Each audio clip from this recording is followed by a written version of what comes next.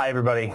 I'm Adam Jorgensen. Welcome to This Week in Data, your guide to modern data culture, brought to you by Pragmatic Works.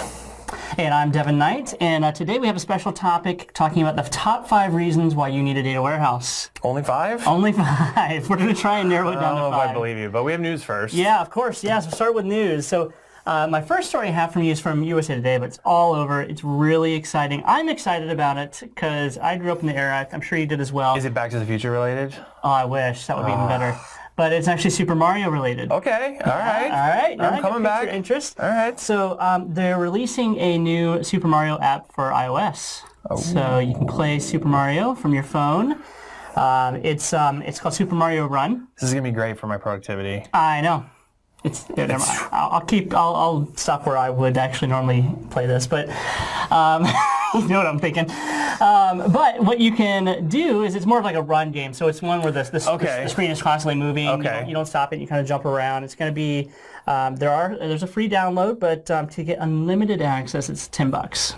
Wow. Yeah, $10 for unlimited $10? Yep. Everyone's still going to pay that. I would pay that, yes. I will definitely be paying that. There's 3 different modes. There's World Tour, Toad Rally, Kingdom Builder. But my question is... So it's kind of like 3 games? Kind of. Okay. I don't know what those 3 different variations are. Are we going to tell ourselves that so we pay $10? Yeah, I think this game might be coming out the day that this recording's released, so you might be enjoying it already. Wow. But yeah, it looks very exciting. Were you a big Super Mario? I was, yeah. I did you beat all the Super Mario Brothers? I think I got pretty close to all of them. I know it was Super Mario, yes. The original. Yeah, yes. I don't even remember 2. I remember 1 and 3. 2 was weird. Yeah. 2 was like you pull plants out of the ground and you throw. It was very odd. Yeah. Oh, that's right. Yeah. That's right. That's why everybody was excited for 3. Yes. 3 is like the sequel 2016 of Super Mario Brothers. That's exactly right. Exactly right. All right. Next story I have for you, though, getting away from video games here for a moment. As you already know, we talked about on the show that Microsoft purchased or is making purchase of LinkedIn. Yes. And so in June, they made the announcement about the purchase of LinkedIn. Right. And Microsoft CTO, Satya Nadella, he's listed off a few of the integrations that they're going to have with LinkedIn that can be expected to come. As you might expect, it was a LinkedIn post that he released this on. Shocking. So here's a couple of the things. I only took a couple of them. So one is they're going to be providing LinkedIn identity and network in Microsoft Outlook and the Office suites. Okay. Number 2, delivering LinkedIn notifications within the Windows Action Center. So I guess you're going to get constant LinkedIn pop-ups. Awesome. Yeah. I need more of those. Yes.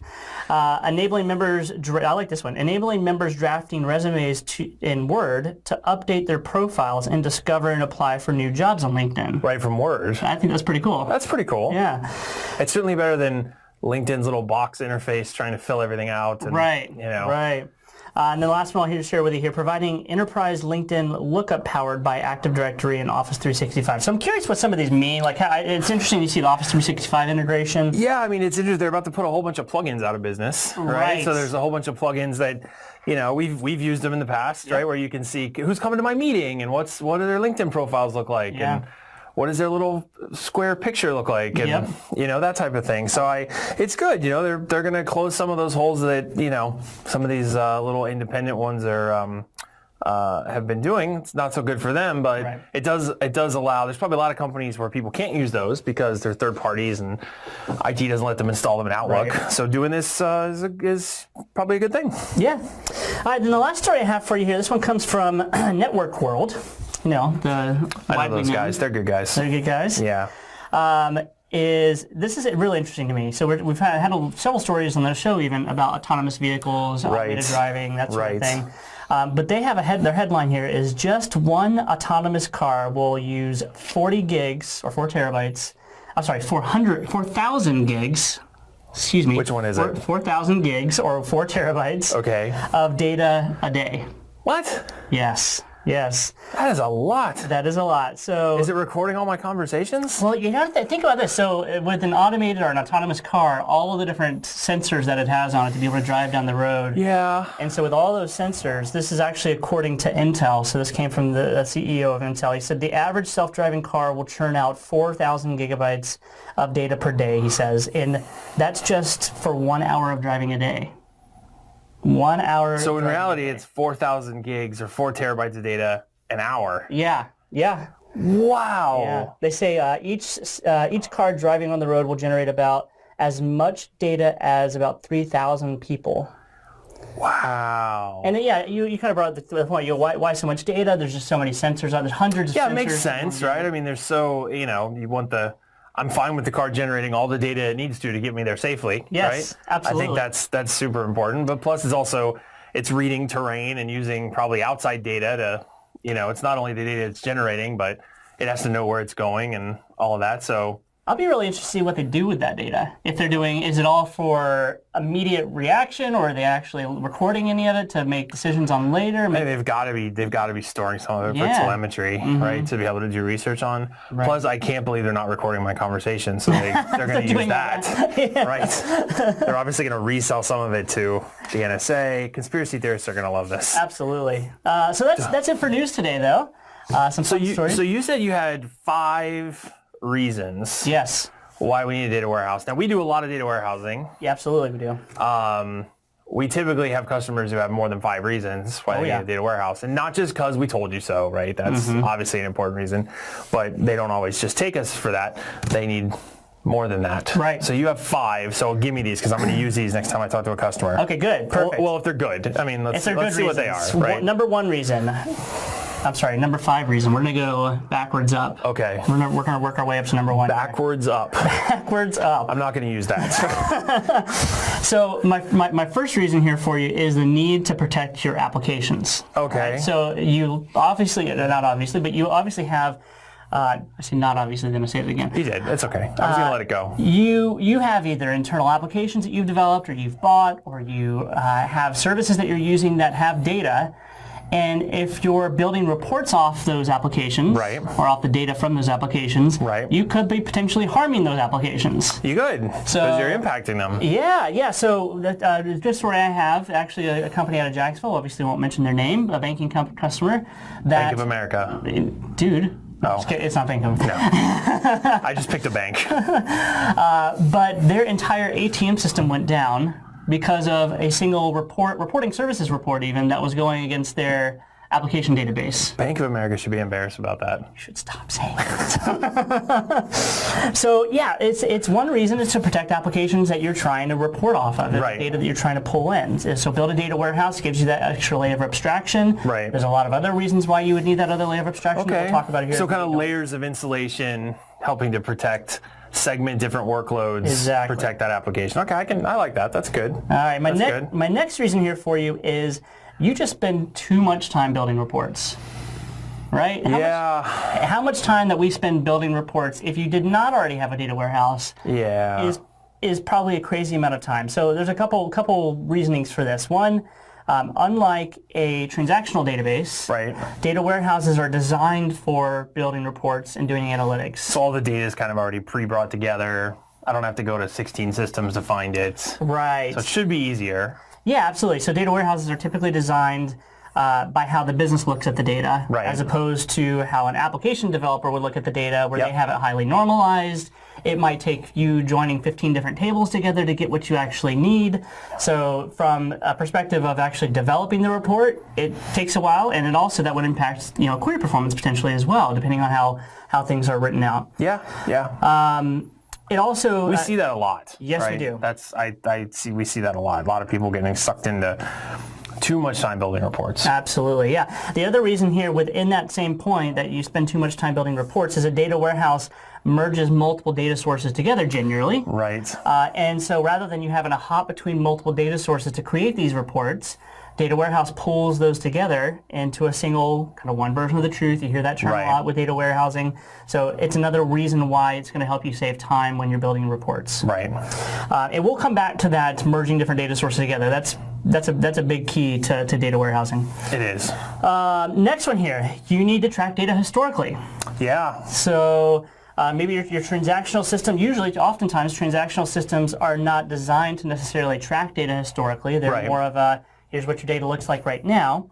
And so if you need the reason, if you have reason to monitor trends in your data, or maybe you have regulations that require you to track history of data, a mortgage industry, for example, you have to keep data for a certain number of years. Or you have to look things like year over year, do time-based snapshotting comparison, which is pretty common, right? How did our business do at Christmas last year versus this year on these certain types of metrics? Exactly, right? yeah. That's important. So being able to track that data historically, that's reason number 3. Okay. Okay.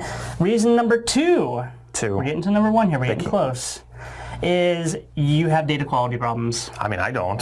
That's kind of a gross accusation. So first of all, if you have no problems with your data, you can go ahead and comment below about how perfect your data is. Right. No issues. I just don't have data. Well, that doesn't. I did an end around. So the data warehouse itself doesn't solve data quality problems. No. But the process of building out the data warehouse and loading it through some kind of a ETL or ELT, right. a whole other podcast, we can talk about the difference between those two. But that process of loading data into the data warehouse is really where you can address those data quality problems. It gives you that moment to do that. Well, and especially that's a great opportunity to be able to test your data. Yeah. Right. So absolutely. If you want to be able to put some things in to make sure that, sure, does it match the transactional system, but does it also look like what it's supposed to look like? So maybe some bad data got in your transactional system, exactly. right? Data quality problems are also really business process problems most of the time. And so it's your opportunity to not only solve the data quality problem, but solve your business process problem too at the same time.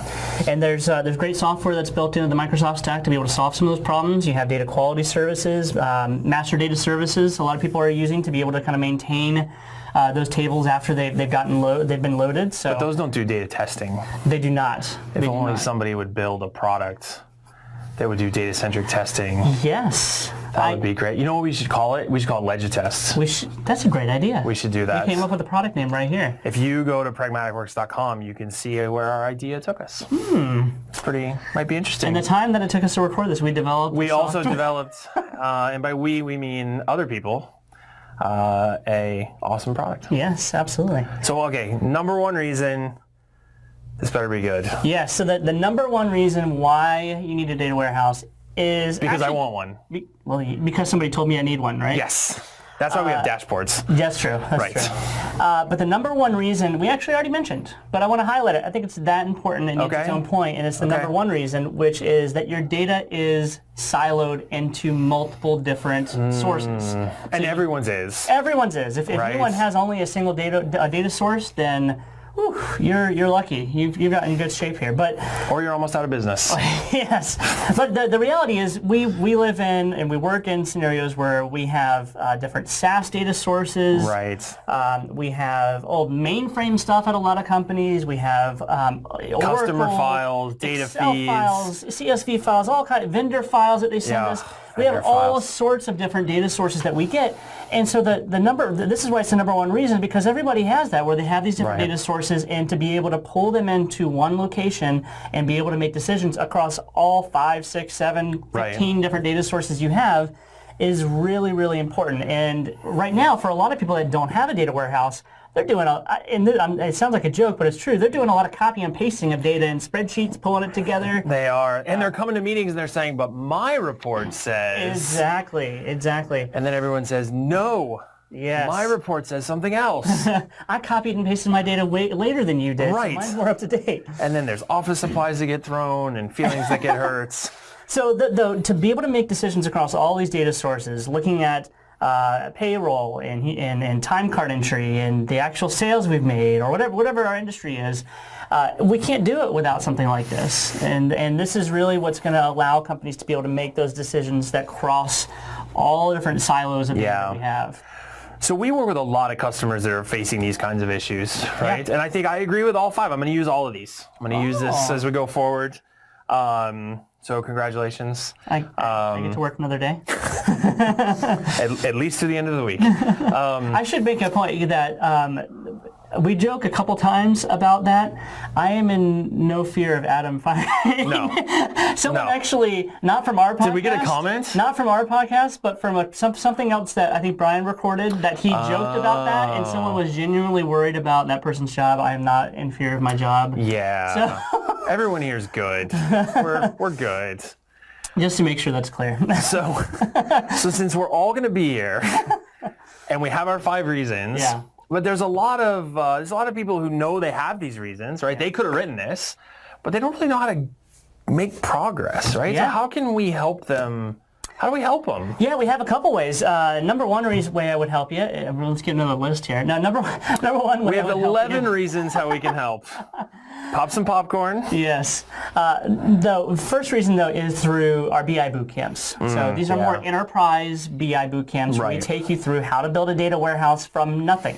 Right. So we actually have a sample transactional system that we walk you through how to go through an ELT or ETL process. We talk about the benefits and disadvantages of both. Right. Then we actually go through the process of building a cube and building multiple different types of reporting layers on top of it, including a little bit of Power BI. We do have a separate Power BI bootcamp as well, though. Yep. But the BI bootcamp is great for that. It gives you the ability to learn all those things, and through our BI bootcamps, we even supply, for this particular bootcamp, we even supply laptops to be able to kind of guide you through that. If you can't attend a bootcamp, these are ones that we traditionally do live. If you can't attend those, we have a comparable version of these courses, that course, on our on-demand training as well.